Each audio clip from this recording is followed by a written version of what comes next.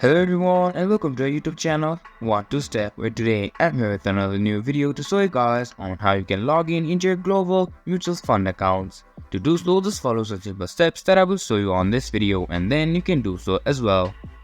First of all, open up your Google browser and then go into the search bar and just type for Global Mutual Fund Login and hit on enter.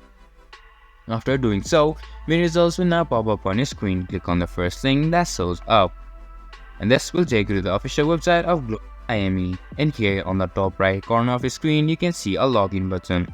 If you hover over your mouse and tap on login, and then this options will be on your screen. Select the type of account from here and then hover over your mouse and then click on it. And after doing so, it will take you to a different interface where now you need to input your personal details to continue. Here you can select your DP or your depository participation, and after that you need to input your username and password to continue.